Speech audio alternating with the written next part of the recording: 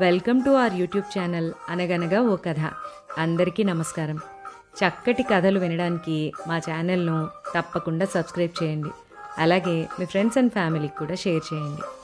ఇప్పుడు మనం వినబోయే కథ శ్రీమతి కన్నెగంటి అనసూయ గారు రాసిన దూరపు కొండలు అనే కథ. ఈ కథ తర్వాత దీనికి సంబంధించింది ఒక విషయం గురించి నా అభిప్రాయం చెప్పాను. కథ ఆఖరిలో దాని గురించి చెప్పాను. దాని మీద మీ స్పందన ఏంటి అన్నది కామెంట్స్లో తప్పకుండా పంచుకోండి. మరి కథ ఏంటో విందామా? దీపాన్ని ఎప్పుడు దూరం నుంచే చూడు, దగ్గర నుంచి చూడాలని ప్రయత్నించకు. ఎక్కడో చదివిన గుర్తు. ఏంటి ఇంత లేటుగా వచ్చారు? ఆఫీస్కి ఇలా వెళ్ళగానే అలా పంపేస్తా అన్నారు మీ అయ్యగారు? చిరుకోపంతో అన్నాను. అప్పుడే ఆఫీస్ నుంచి వచ్చిన డ్రైవర్ రాజుకి, ఆయమ్మ భూదేవికి చెరో గ్లాస్తో మంచినీళ్ళు అందిస్తూ నవ్వుతూనే ఇబ్బందిగా కదిలారిద్దరు. అయ్యగారు కారు దిగ్గానే చెప్పారమ్మా, ఆయమ్మని తీసుకుని ఇంటికెళ్ళమని. ట్రాఫిక్ బాగా ఉందమ్మా. మంచినీళ్లు తాగాక గ్లాసు వంటింట్లో పెడుతూ రాజు అన్నాడు. భూదేవి మంచినీళ్లు వద్దంటూనే చీర బొడ్లోకి దోపి పనిచేయటానికి అప్పుడే సమాయత్తమైపోయింది. రాజు భూదేవి చాలా ఏళ్లుగా మా ఆఫీస్లోనే పనిచేస్తున్నారు. పండగలప్పుడు ఫంక్షన్లప్పుడు ఇంట్లో పెద్ద పెద్ద పనులు ఏవైనా ఉంటే వాళ్ళిద్దరే వచ్చి చేసి వెళ్తూ ఉంటారు. పని అయ్యాక డబ్బుతో పాటు నేను ఏది ఇస్తే అది తీసుకెళ్తారు. ఆ రోజు కూడా అలాగే ఏదో పనుండి ఆఫీస్కి వెళ్తున్న మా వారితో చెప్పాను వీళ్ళని పంపమని. ఇదిగో వీళ్ళు వచ్చేసరికి ఈ టైం అయింది. సగం రోజు అయ్యేపోయింది. మళ్ళీ 4 బయలుదేరిపోతారు. ఆఫీస్కి వెళ్ళి కానీ ఇంటికి వెళ్ళరు. కాస్తంత ముందు పంపమని ఎన్నోసార్లు అంటాను. ఎప్పుడూ ఇంతే. ఈ కాస్త టైంలో ఏం పనులు అవుతాయి నాకు? మనసులో కోపం వచ్చింది మా ఆయన మీద. టీ చేస్తానంటే వద్దన్నారిద్దరు. సరేలే కాసేపు ఆగి పెట్టచ్చని హడావిడి పడుతూ ఏమేం పనులు చెయ్యాలో వాళ్ళకి పురమాయిస్తున్నాను. ఇంతలో సెల్ ఫోన్ రింగ్ అయింది. అబ్బా, అసలే హడావిడిగా ఉన్నాననుకుంటే మళ్ళీ ఈ ఫోన్లో ఒకటి. ముందే స్విచ్ ఆఫ్ చేసి ఉండాల్సింది.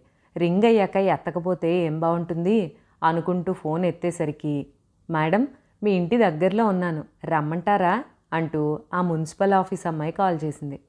అయ్యో తల్లి, రమ్మంటారా ఏంటమ్మా, రా, ఎక్కడున్నావు, ఎంతసేపట్లో వస్తావు అంటున్నానే కానీ మురికిగా ఉన్న నా వైపు, మాసిపోయిన నా చీర వైపు చూసుకుంటూనే ఉన్నాను. అసంకల్పిత చర్యలాగా ఎడంచేత్తో చింపిరి జుట్టును సవరించుకుంటూ తాను ఎక్కడుందో చెప్పిన దూరాన్ని బట్టి ఆ అమ్మాయి వచ్చేసరికి 1/2 గంట కంటే ఎక్కువ సమయం పట్టదని, స్నానం చేసే టైం కూడా లేదని అర్థమైంది. మీ పని మీరు కానివ్వండి, మధ్య మధ్యలో వచ్చి చూస్తూ ఉంటాను అని వాళ్ళిద్దరికీ చెప్పి లోపలికి వెళ్ళి చీర మార్చుకుంటూ ఉంటే ఆ అమ్మాయితో నా పరిచయం గుర్తొచ్చింది నాకు. దాదాపు 5-6 నెలలు అవుతోందేమో. చాలా యథాలాపంగా జరిగింది. బిజినెస్ పెరగడంతో పని ఎక్కువయ్యి మా వారికి అస్సలు ఖాళీ దొరకడం లేదు. ఆయనతో పాటుగా ఆఫీస్లో పనిచేసే వాళ్ళందరికీ ఊపిరి తీసుకోవడానికి కూడా టైం లేనంతగా 24 గంటలు పని ఉండడం వల్లనో, లేక నాకు కూడా ఏదైనా పని చెప్పండి మహాప్రభో అని నేను రోజూ ఈయన్ని సతాయించడం వల్లనో, మొత్తం మీద మున్సిపల్ ఆఫీస్లో బీఆర్ఎస్ అప్లికేషన్ సబ్మిట్ చేయడానికి ఆ రోజే ఆఖరి రోజు కావడంతో ఆఫీస్కి వెళ్ళిపోతూ ఆ పని నాకు పురమాయించారు మా వారు. అవసరమైన మొత్తం మేరకు డీడీ తీసి అంతా ఒక సెట్టుగా చేసి అరటిపండు ఒలిచి చేతిలో పెట్టినట్టు ఫైల్లో పెట్టి ఇచ్చారు. అది తీసుకెళ్ళి అక్కడ ఇవ్వడమే. అందులో నేర్చుకోవడానికి ఏముంటుంది నా బొంద? అదేం పెద్ద పనా? ఇక్కడి నుంచి అక్కడికి తీసుకెళ్ళి బట్వాడా చేయడమేగా. నాలో నేనే సణుక్కుంటూ బయలుదేరాను. నేను ఆ మున్సిపల్ ఆఫీస్కి వెళ్ళడం అదే మొదటిసారి. ఆఫీస్ ఎక్కడా అని వెతుక్కుంటూ వెళ్ళి ఆ పర్టిక్యులర్ రూమ్ ఎక్కడో కనుక్కుని కన్సర్న్ క్లర్క్కి ఈ అప్లికేషన్ అందజేసి ఆయన అడిగిన ప్రశ్నలకి తెలియనివి మధ్య మధ్యలో ఈయనకి ఫోన్ చేసి కనుక్కుంటూ సమాధానాలు చెప్పేసరికి తలప్రాణం తోక్కొచ్చింది. ఇదేం పెద్ద పనా అని సణుక్కున్నంత తేలిగ్గా ఏమీ లేదక్కడ. అతను అప్లికేషన్ అంతా మరోసారి చెక్ చేసి అన్నీ సవ్యంగానే ఉన్నాయని సంతృప్తి చెందాక సైన్ చేసి ఫైల్లో పెట్టుకుని తీసుకున్నట్టుగా రసీదు రాసి నాకు అందిస్తూ, వారం రోజుల్లో రండి మేడం, మీ building regularization copy, proceedings copy 2 తీసుకెళ్దురు గాని అన్నాడు. వారం రోజుల్లో అయిపోతుందా? గ్యారంటీగా అయిపోతుంది మేడం. లేకపోతే ఓ పని చేయండి, మీ ఫోన్ నెంబర్ ఇవ్వండి, అవగానే మీకు ఫోన్ చేస్తాను అనేసరికి పాపం పిల్లాడు మంచాడే అని మనసులో అనుకుంటూ హ్యాండ్ బ్యాగ్లోంచి నా విజిటింగ్ కార్డ్ అయితే తీసిచ్చాను. కానీ 10 రోజులు దాటుతున్నా అతను ఫోన్ చెయ్యలేదు. దానికి నేనేం చేయను? అతను ఫోన్ చేయకపోతే నాదా తప్పు? పని నేర్పండి ముర్రో అంటూ ప్రాణాలు తీసావు. ఏది మున్సిపల్ ఆఫీస్ పని పూర్తయిందా? అలాంటి మా వారి దెప్పిపొడుపు మాటలు విని విని ఇక భరించలేక మర్నాడు అందరూ ఎక్కడ వాళ్ళు అక్కడికి వెళ్ళిపోయాక తీరిగ్గా బయలుదేరాను దాని సంగతి ఏంటో తేల్చేయాలని. ఒకసారి చూశాను కాబట్టి ఈసారి పెద్దగా కష్టపడక్కర్లేకపోయింది. కానీ నే వెళ్ళేసరికి ఆఫీస్లో ఒక్క పెట్ట ఉంటే ఒట్టు. లంచ్ టైం అట. అంతా వచ్చేసరికి 2:30-3 అవుతుందని చల్లగా చెప్పాడు అటెండర్. ఇంటికి వెళ్ళొచ్చే ఓపిక లేక అక్కడే ఒక బెంచ్ ఉంటే కూలబడ్డాను. 2 ముద్దలైనా నోట్లో పడేసుకుని వచ్చుండాల్సిందని మనసులోనే అనుకుంటూ. ఎవ్వరూ సీట్లలో లేకపోవడంతో రూమ్ అంతా ఖాళీ. అడపాదడపా ఎవరెవరో వస్తూ పోతూ ఉన్నారు. వాళ్లనే గమనిస్తూ ఎలాగోలాగా 3 వరకు సమయాన్ని నెట్టేశాను. కాసేపటికి కర్చీఫ్తో కళ్ళు తుడుచుకుంటూ హడావిడిగా వచ్చి నా ఎదురుగా ఉన్న టేబుల్ దగ్గర కుర్చీలో కూర్చుంది ఒక అమ్మాయి. ఆమె కూడా ఎవరో ఇంకో అమ్మాయి. మొదటి అమ్మాయి ముఖం ఏడ్చినట్టుగా ఉబ్బిపోయి ఉంది. ఇద్దరి ముఖాల్లోనూ ఒకలాంటి విచారం. రాగానే తన దగ్గరున్న తాళాలతో డ్రావర్ సొరుగు తెరిచి హ్యాండ్ బ్యాగ్లోంచి నాప్కిన్ తీసి ముఖమంతా ఒకసారి తుడుచుకుంది. ఇప్పటిదాకా బాధపడింది చాలు, ఇంకా ఎంతసేపని బాధపడతావు? సముదాయిస్తూ అంది రెండో అమ్మాయి. ఈమె సముదాయించటం ఆమె ముక్కు చీదుళ్లతో మరి కాసేపు గడిచింది. ఎంతలో రెండో ఆమె కోసం ఎవరో వచ్చారని, సూపరింటెండెంట్ సార్ పిలుస్తున్నారని అటెండర్ వచ్చి చెప్పేసరికి పెంచిన బాధ ఉంటుంది కాదన్ను. కానీ బాధపడకు, ఇంకోటి తెచ్చుకుందాంలే. ఆ మధ్య ఎవరో అడిగారు, వాళ్ళ కుక్క 4 పిల్లల్ని పెట్టింది, ఒకటి తీసుకుంటారా అని. నాకేం తెలుసు నీకు ఇలా జరుగుతుందని వద్దని చెప్పాను. గుర్తు తెచ్చుకొని కనుక్కుంటానులే, బాధపడకు, మళ్ళీ వస్తాను అంటూ భుజం మీద చిన్నగా తట్టి వెళ్ళిపోయింది అమ్మాయి. ఎంతలా ముఖం దెబ్బరొట్టెలా వాచిపోయింది కుక్క చచ్చిపోవడం వల్ల ఏడ్చినందుకా? పెదవి విరిచాను. ఇంతలో అకస్మాత్తుగా మీరేం పని మీద వచ్చారని కర్చీఫ్తో ముక్కు తుడుచుకుంటూనే అడిగింది. ఎర్రబడ్డ ఆమె ముక్కునే చూస్తూ నేనేం పని మీద వచ్చానో, ఎంతసేపు క్రితం వచ్చానో నొక్కి మరీ చెప్పాను. అరే అవునా అంది అటెండర్ని పిలుస్తూ, ఆలస్యానికి మన్నించండి అనే భావం వచ్చేట్టుగా. పర్వాలేదన్నట్టుగా నవ్వుతూ చూశాను. అతను రాగానే ఇదిగో ఈ ఫైల్ బయటికి తీ అంది నేను ఇచ్చిన రసీదు అతనికిస్తూ. అన్ని సంతకాలు అయిపోయాక ఆవిడ దగ్గరికే వస్తాయట ఫైల్స్. 2 నిమిషాల్లో ఫైల్ తీసి ఆవిడ టేబుల్ మీద పెట్టాడు అటెండర్. ఫైల్ ఓపెన్ చేసి అన్ని సంతకాలు అయ్యాయో లేదోనని కాబోలు పరిశీలిస్తూ ఉంది. మీరు రచయిత్రా అండి? ఆశ్చర్యంగా ఒకంత సంభ్రమంగా అడిగింది ఫైల్లోంచి తలెత్తి నా వైపు చూస్తూ. ఇందాకటి బాధ స్థానంలో ఏదో తెలియని ఆనందం ఆ గొంతులో. నా విజిటింగ్ కార్డు ఆ రోజు అతనికి ఇచ్చిన సంగతి గుర్తుంది నాకు. దాన్ని ఫైల్కి పిన్ చేసి పెట్టినట్టున్నాడు. అవునన్నట్టుగా తలూపాను. ఆ తర్వాత మరి కూర్చోలేదామె, లేచి నిలబడింది. అలా నిలబడే ఫైల్ అంతా చెక్ చేస్తూ ఇంకా ఎవరిదో సంతకం అవ్వలేదని అటెండర్ తనెళ్ళి చేయించుకొస్తానని చెప్తున్నా వినకుండా, నువ్వు తీసుకెళ్తే మళ్ళీ అది ఎప్పుడవుతుందో నాకు డౌటే, మేడంకి ఆలస్యం అవుతుంది అని చెప్పి గబగబా తనే వెళ్ళి సంతకం చేయించుకొచ్చేసి నాతో తన రిజిస్టర్లో రెగ్యులరైజేషన్ కాపీ, ప్రొసీడింగ్స్ కాపీ తీసుకున్నట్టుగా రిసీవ్డ్ అని సంతకం చేయించుకుని ఆ డాక్యుమెంట్లని నా చేతికిస్తూ, మీ కథలంటే నాకు చాలా ఇష్టం మేడం అంటూ ఉద్వేగంగా నాతో ఏదో చెప్పబోతూ ఉంటే ఇంతలో మా వారి దగ్గర నుంచి ఫోన్ వచ్చింది. ఆఫీస్లో ఏదో ఫైలు కనపడలేదట. మేనేజర్ ఇంటికి వస్తున్నాడు, చాలా అర్జెంటు, ఇంట్లో ఉన్నావా లేదా అని. ఉన్నట్టుండి బయలుదేరాల్సి వచ్చింది. వెళుతూ తర్వాత తీరిగ్గా మాట్లాడుకుందామని చెప్పాను. ఆ తర్వాత చాలాసార్లే వెళ్ళాను ఆఫీస్కి. అది అసలే మున్సిపల్ ఆఫీసు. ఆ ఆఫీస్లో ఏదో ఒక పని ఉంటూనే ఉంటుంది మాకు. దానికి తోడు ఆ ఆఫీస్లో మొదటిసారి బీఆర్ఎస్కి సంబంధించిన పని పూర్తి చేసుకొచ్చినప్పుడు మా వారు, మున్సిపల్ ఆఫీస్లోంచి చెయ్యి తడపకుండా ఫైల్ బయటకు వచ్చిందంటే ఆశ్చర్యమే, మీ రచయితల వల్ల కూడా ప్రయోజనాలు ఉన్నాయన్నమాట, మంచిదే అంటూ ఒక పొగడ్త, ఒక వెటకారం కానుగ్గా ఇవ్వడమే కాకుండా పైసా ఖర్చు అవ్వకుండా పనులు అయిపోతున్నాయని ఆ ఆఫీస్లో ఏం పనున్నా నన్నే పంపడం మొదలెట్టారు. అలా పని ఉన్నప్పుడల్లా చాలాసార్లు వెళ్ళాను ఆఫీస్కి. పాపం వెళ్ళినప్పుడల్లా ఓపిగ్గా తన సీటు పని కాకపోయినా ఆ ఆఫీస్లో తనకున్న పలుకుబడితో తనే పూనుకుని పని చేసి పెడుతూనే ఉంది. ఒక రకంగా చెప్పాలంటే రచయిత్రిగా ఆ అమ్మాయికి నా మీదున్న అభిమానాన్ని క్యాష్ చేసుకోవడమే ఇది. మా వారు నా పలుకుబడిని క్యాష్ చేసుకున్నట్టుగా. అలాంటిది ఆ అమ్మాయి తనంతట తనే ఇంటికి వస్తానంటే, పనిలో ఉన్నాను రావద్దు అంటే ఏం బాగుంటుంది? ఆలోచిస్తూనే గబగబా తయారయ్యి తలుపు తీసుకుని బయటకు వచ్చానో లేదో ఆ అమ్మాయి రానే వచ్చింది. దగ్గరలోనే ఏదో ఫంక్షన్ ఉంటే వచ్చిందట.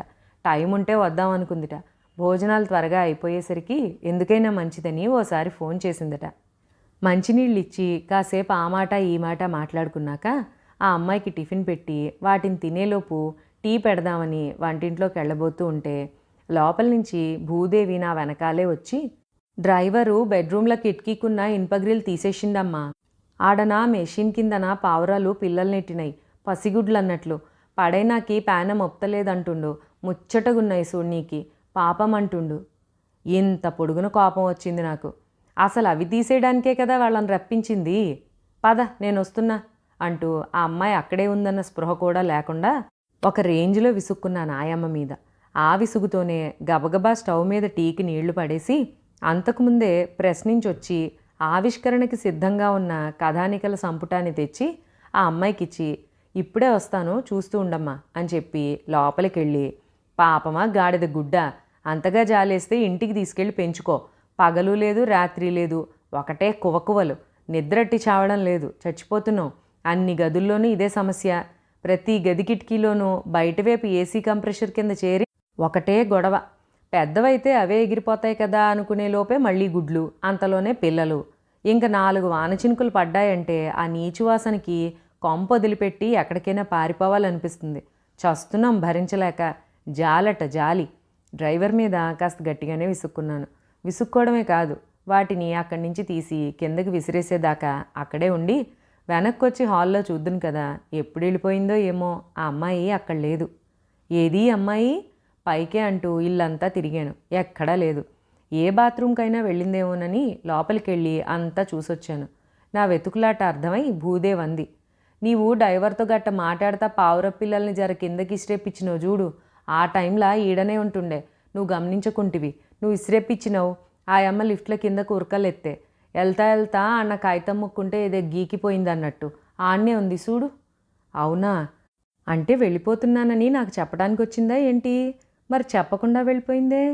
ఇప్పుడే కదా వచ్చింది, ఏదైనా ఫోన్ వచ్చిందా అంటూ ఏం రాసిందో ఆ కాగితంలోనని ఆతృతగా వెతుకుతూ ఉంటే ఎదురుగా టేబుల్ మీద ఏదో ప్యాకెట్.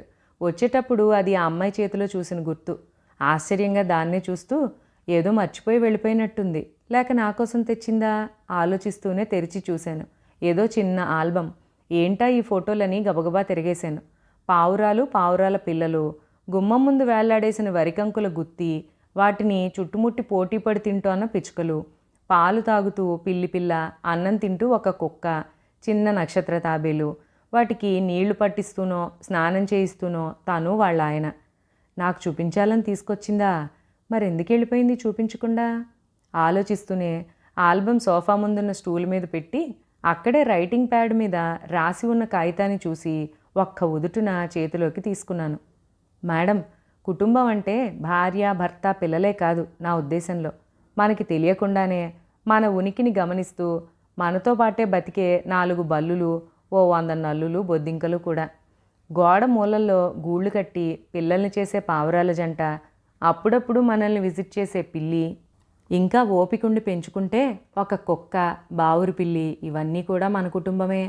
మనల్నే గమనిస్తూ చెప్పలేని అభిమానాన్ని మన చుట్టూ అల్లుకుంటాయి అవి అంటూ కుటుంబం గురించి మీరు మీ రచనల్లో రాసిన దాన్ని చదివి ఎంత మురిసిపోయామో మా ఆయన నేను. అలా చదివి మురిసిపోతే చాలదని పుస్తకాలు చదివే దేనికి ఆచరించటానికి కాక అనుకుని పిల్లల్లేని మేము వీటన్నిటినీ పెంచుకుంటూ వాటినే మా బిడ్డలుగా, వాటికి ఏదైనా అయితే మాకే కష్టం వచ్చినంతగా బాధపడిపోతూ నిత్యం వాటితో మమేకమవుతూ ఎంతో ఆనందాన్ని అనుభవిస్తున్నాం. అలా మీ రచనలే స్ఫూర్తిగా మేం పొందిన ఆనందాన్ని అనుభూతిని మీతో పంచుకుందామని వచ్చాను. వచ్చాకనే తెలిసింది మ్యామ్, దీపాన్ని దగ్గర నుంచి చూడాలని ప్రయత్నించానని. ఉత్తరం చూస్తూనే చేష్టలుడిగి కూర్చుండిపోయాను కాసేపు. మనసంతా భారంగా అయిపోగా క్షణంలో తేరుకుని ఆ ఉత్తరాన్ని అక్కడే పడేసి ఆయమ్మని నీళ్లు తమ్మని పురమాయించి డ్రైవర్ని రమ్మని కేకేస్తూ మెట్ల మీదుగా గబగబా కిందికి పరిగెత్తాను. మేం కిందికి విసిరేసిన పావురాల పిల్లలు ఇంకా బతుకున్నాయో లేదో చూద్దామని. కానీ అప్పటికే నేను నిర్దాక్షిణ్యంగా పైనుంచి విసరడంతో దెబ్బతిన్న పసిపావురాలను చేతుల్లోకి తీసుకుని సేవ చేస్తూ ఆ అమ్మాయి, ఆమెకి సహకరిస్తూ వాచ్మెన్, అక్కడక్కడే తచ్చాడుతున్న పావురాల జంట. అబ్బే, ఈ పావురాల వల్ల ఇబ్బందిగానే ఉందండి పాపగారా. వాన చినుకు పడిందంటే చాలు రెట్టలు తడిసి బంగ్లా అంతా ఒకటే నీసు వాసనండి. కాకపోతే ఆ అమ్మగోరు ఈ పిల్లలకి రెక్కలొచ్చి ఎగిరిపోయేదాకా ఆగి అప్పుడు గూళ్ళు తీసేయితే అయిపోయేదండి. వాళ్ళ అమ్మా నాన్న గూళ్ళు కడితే ఏం చేసినాయండి పాపం. గిలగిల్లాడుతూ రక్తం ఓడుతున్న పావురపిల్లల గొంతులో నీళ్ల చుక్కలు పోస్తూ వాటిని బతికించటానికి ఆ అమ్మాయికి సహకరిస్తూ వాచ్మెన్ అన్న మాటలకి స్థాణువైపోయి అక్కడే నిలబడిపోయాను. కథ విన్నారు కదా. ఇప్పుడు కాసేపు పెట్స్ గురించి, మూగజీవాల మీద ప్రేమ గురించి మాట్లాడుకుందాం. ఎక్కువగా డీప్ కాన్వర్సేషన్ కాదు, కానీ నాకు తెలిసిన విషయం ఒకటి ఇక్కడ మాట్లాడదామని. అదేంటంటే, నాకు ఒకప్పుడు ఒకళ్ళు తెలిసిన వాళ్ళు ఉండేవారండి. వాళ్ళు కొత్తగా ఒక ఫ్లాట్ కొనుక్కుని తర్వాత ఫర్నిచర్, కారు అలా అన్నీ తీసుకున్నారు, సెట్ చేసుకున్నారు హౌస్ని అందంగా చక్కగా. తర్వాత చిన్నప్పటి నుంచి మాకు కోరిక, ఇలా ఉండాలి కొత్త ఇల్లు, ఇలా ఒక ఇల్లు, ఒక ఇది మనదంటూ ఇలా ఉండాలి, అందులో ఒక పెట్ డాగ్ కూడా ఉండాలి, కుక్క అని చెప్పేసి ఒక కోరిక మాకని వెళ్ళి గోల్డెన్ రిట్రీవర్ డాగ్ని ఒకటి తీసుకొచ్చారు. తీరా అది ఒక చిన్న పిల్లని తీసుకొచ్చారు. తీరా తీసుకొచ్చిన తర్వాత అవి ఒక 2 to 3 monthsలో పెద్దగా అయిపోతాయి కదా. ఎంత చిన్నపిల్లని తెచ్చుకున్నా మనము కొంచెం దాని బాడీ అది పెరిగిపోయి చాలా పెద్దదైపోయింది. అయిన తర్వాత ఇంకా అక్కడి నుంచి వాళ్ళకి ఆలోపు ఏంటి, ఆ చిన్న కుక్క పిల్లతో ఆడుకోవడము, సరదాగా అదంతా కూడా సరదాగా ఉండడం అంతా అయిపోయింది. ఆ సరదా సంబరం అంతా అయిపోయింది. ఇంకా అక్కడి నుంచి వాళ్ళకి ఒక పాయింట్ వచ్చేసరికి దాని పనులు చేయడం అన్నది చాలా బరువుగా, విసుగ్గా అలా అనిపించడం స్టార్ట్ అయిందనమాట. అంటే నేచర్ కాల్స్కి దానికి తీసుకుని వెళ్ళాలి కదా వాటిని ఖచ్చితంగా. సో అదొకటి ఇండిపెండెంట్ హౌస్ కూడా కాదు, ఒక ఫ్లాట్ అనేసరికి అన్నీ లిమిటెడ్గానే ఉంటాయి కాబట్టి అది వాళ్ళకి శ్రమ అనిపించడం మొదలెట్టింది. ఇంకా అక్కడి నుంచి దాని మీద ఇదివరకు చూపించినంత ప్రేమ తగ్గిపోవడం పక్కన పెట్టి దాన్ని ఏం చేశారంటే పట్టుకెళ్ళి ఒక బాల్కనీ, వాళ్ళు ఎక్కువగా వాడని ఒక బెడ్రూమ్లో బాల్కనీలో కట్టేశారనమాట. ఇంకా వీళ్ళు అక్కడికి తీసుకెళ్ళి ఫుడ్ పెట్టడం, అక్కడే అన్నీ చేయడం, కుదిరితే బయటకు వెళ్ళి తీసుకెళ్ళడం, లేకపోతే లేదు, ఈ ప్రాబ్లమ్స్. ఇంట్లో వాళ్ళు కూడా నువ్వు వెళ్ళు, నువ్వు తీసుకెళ్ళు, నేను నిన్న తీసుకెళ్ళాను, నువ్వు రేపు, ఇలా వంతులు వేసుకోవడంలో దాన్ని అసలు బయటకు తీసుకెళ్ళడం కూడా చాలా తగ్గిపోయిందనమాట. ఇంకా అక్కడి నుంచి దాని బాధ చూడాలన్నమాట. పెద్దదైపోయింది బాడీ, అది కూడా పెద్ద కుక్కలాగా అయిపోయింది. అది ఏజ్ చిన్నదైనా ఎవ్వరూ కనపడక అసలు అప్పటి వరకు చాలా ప్రేమగా దాంతో ఆడినదంతా పోయింది. ఎంతసేపు ఆ బాల్కనీలో అది ఎంత పైకెక్కి ఏం చూసినా పెద్దగా ఎవరు చుట్టుపక్కల కనపడరు. ఎవ్వరు ఇది లేక ఏదో పెట్టింది ఒక బౌల్లో ఒక ఫుడ్ రావడము, ఇది చేయడం తప్ప అది తిరిగేది కూడా కాదు, దానికి ఎక్సర్సైజ్ కూడా ఉండేది కాదు. ఇంకా అక్కడి నుంచి ఒకటే ఒక ఏడుపు లాంటి అరుపులు అనమాట. ఆఖరికి వాళ్ళని వీళ్ళని అందరినీ తెలిసిన వాళ్ళని ఎవరినైనా తీసుకుంటారా, పెంచుకుంటారా అని మొదలుపెట్టారు అడగడం. ఇంకొక పాయింట్ వచ్చేసరికి వాళ్ళు ఎలా అయిపోయారు, వాళ్ళకి ఎంత విసిగిచ్చేసింది అంటే, అది ఉంటేనే వాళ్ళకి అడ్డంగా చిరాగ్గా అనిపించడం మొదలుపెట్టి దాన్ని తీసుకెళ్ళి ఎక్కడో ఒకటి రోడ్ మీద వదిలేద్దాం అంటే, ఒక హైవే మీద అలా వదిలేసి వచ్చేస్తే అది ఇంకా మళ్ళీ వెనక్కి తిరిగి రాదు కదా, అక్కడెక్కడో అక్కడ ఇంకా ఉంటుంది అన్న టైప్కి వచ్చేసారనమాట. ఇంట్లో అంత విసుగు వచ్చేసింది వాళ్ళకి. అలా అనుకునే టైంకి దేవుడి దయ వల్ల వాళ్ళ తెలిసిన వాళ్ళే ఎవరో మేము పెంచుకుంటాము అని చెప్పేసి తీసుకెళ్లారు. ఫ్రీగా వస్తుంది, మంచి బ్రీడ్, అది ఇదని వాళ్ళేవో అనుకున్నారు. మొత్తంకి సంహవ్ చాలామంది ఇంట్రెస్ట్ చూపించినా దాన్ని సాకలేమని తీసుకెళ్ళలేదు కొంతమంది. నిజంగా వాళ్ళకి థ్యాంక్స్ చెప్పాలి. ఎందుకంటే ఏదో బాగుంది కదా కుక్కని తీసుకెళ్ళిపోయి దాన్ని చూడలేక మళ్ళీ వీళ్ళు చేసిన తప్పే వాళ్ళు రిపీట్ చేయకుండా ముందే వద్దన్నారు. ఆఖరికి ఒకళ్ళు ఎవరో తీసుకెళ్ళారు. ఇదంతా బాగానే ఉంది. ఇదంతా చూసిన తర్వాత నాకు ఏమనిపించిందంటే, అసలు ఒకవేళ వాళ్ళు ఎవరో రాకుండా, అంటే మేము పెంచుకుంటామని ఎవరు రాకపోతే దాని పరిస్థితి అలాగే రోడ్డు మీద ఎక్కడో వదిలేద్దురేమో కదా అట్ లాస్ట్. అంతే కదండి. ఏదైనా మనకి నచ్చి బాగున్నంతసేపు ఏ వస్తువు అయినా వాడుకుంటాం. బరువు అనిపించిన మరుక్షణం దాని మీద చిరాకు వస్తుంది, ఇరిటేషన్ వస్తుంది, ఎప్పుడు వదిలించుకుందామా అన్న ఇదికి వెళ్ళిపోతాం జనరల్గా మనందరం కూడా. ఇలాంటప్పుడు అసలు నాకు అనిపించింది ఏంటంటే, పెట్స్ అంటే ప్రేమగా, అంటే వాటిని మనకి ఇంట్లో ఉన్న ఒక వస్తువుల్లాగా, ఒక సోషల్ స్టేటస్ లాగా, లేదంటే ఏదో షో ఆఫ్ కోసం ఇలా కాకుండా నిజంగా పెట్స్ అంటే మాకు ప్రేమ అనేవాళ్ళు ఏంటి అంటే, తెచ్చుకుని ఇంట్లో పెంచుకోవాలనుకునేటప్పుడు ఫస్ట్ అసలు మనం వాటిని సాకగలమా, అంటే డబ్బు ఒక్కటి ఉంటే సరిపోదు, డబ్బులతో అన్ని పనులు అవ్వండి, డబ్బు చాలా ఇంపార్టెంటే, ఫస్ట్ అది ఉండాలి. దాంతోపాటు అసలు ఆ పెట్కి మనం కొంత టైం ఇవ్వగలమా, ఎందుకంటే మన లైఫ్లో అదొక భాగం, కానీ ఆ పెట్కి దాని లైఫ్ అంతా మనమే. ఇవ్వగలమా, టైం ఇవ్వగలమా, కొంచెం కేర్ చేయగలమా, దానికి ఏదైనా ఒంట్లో బాగోకపోతే హాస్పిటల్కి తీసుకెళ్ళగలమా, లేదా పొద్దున్నో సాయంత్రమో ఏదో ఒకసారి దాన్ని బయటకు తీసుకెళ్ళి దాని నేచర్ కాల్స్ నార్మల్గా అయ్యేలా చేయగలమా, ఇవన్నీ ఆలోచించి చెయ్యగలము డెడికేటెడ్గా. అది తెచ్చుకున్న తర్వాత ఎన్ని సంవత్సరాలు ఉంటుందో తెలియదు, ఉండాలనే కదా తెచ్చుకుంటాం మనం. అన్నేళ్ళు మనం డెడికేటెడ్గా దానికి ఏదైనా ఇవ్వగలమా టైం, అట్లీస్ట్ ఇంట్లో అందరూ కాకపోయినా ఒక్కళ్ళైనా డెడికేటెడ్గా చేయగలరా, ఒకవేళ వాళ్ళే కుదరలేదు వాళ్ళకి అవ్వలేదు అన్న రోజు ఇంకొకళ్ళు ఉన్నారా, ఇవన్నీ చూసుకునే తెచ్చుకోవడం మంచిది అని నా ఫీలింగ్. మీరేమంటారో తప్పకుండా కామెంట్స్లో చెప్పండి. అంటే అందరూ ఇలా చేస్తారని కాదండి నా ఉద్దేశం, అందరి గురించి చెప్పట్లేదు. బట్ ఏ ఒకటైనా కూడా ఆ చిన్ని ప్రాణానికి అది కష్టమే కదా. ఎక్కువ శాతం మంది ఈ మధ్య చేసే పని ఇదే అనిపించింది నాకు. పెంచుకున్నా లేకపోయినా మనకి ఒక మూగజీవాలంటే ప్రేమ, లేదంటే అసలు అట్లీస్ట్ మనకేదో సాటి జీవాలన్నిటితోనూ మనం ప్రేమగా ఉండడం చాలా అవసరం. అలా అనుకున్నప్పుడు నాకేమనిపించిందంటే ఏదైనా డాగ్ షెల్టర్స్లో మనం పెంచుకోగలిగితే సరే, డబ్బులు ఉన్నాయి కానీ మనకు పెంచుకునేంత టైం కానీ లేకపోతే ఇంట్రెస్ట్ కానీ ఆ ఓపిక కానీ లేదు, కుదరదు అనుకున్నప్పుడు చక్కగా డాగ్ షెల్టర్స్ ఉన్నాయండి చాలా. ఈ మధ్యన చూస్తున్నాం మనం, మీరు కూడా చూసే ఉంటారు. వాటికి వాళ్ళ అవసరమై ఇలా పెడతారు, ఫుడ్ కని కానీ మెడిసిన్స్ కావాలని వాళ్ళు దానికే వాడతారండి శుభ్రంగా. మనం అలా ఏదైనా ఫుడ్ డొనేట్ చేయడమో, మనకి ఏదైనా బర్త్డేస్ మ్యారేజ్ డేస్ అని ఉంటాయి కదా, అలాంటప్పుడైనా అట్లీస్ట్ కాస్త టైం చేసుకుని మనం డబ్బిస్తే చాలు, వాళ్ళే చేసి పెడతారు. కాబట్టి ఫుడ్ కని కానీ మెడిసిన్స్ కని కానీ డొనేట్ చేస్తే మంచిది అని నా నా అభిప్రాయం అనమాట. నేను చేసేదే మీకు చెప్పాను. ఈ పాయింట్ గురించి చాలాసేపు చెప్పేశాను. విన్న వాళ్ళందరికీ ధన్యవాదాలు. మరొక మంచి కథలో మళ్ళీ కలుసుకుందాం. అంతవరకు సెలవు.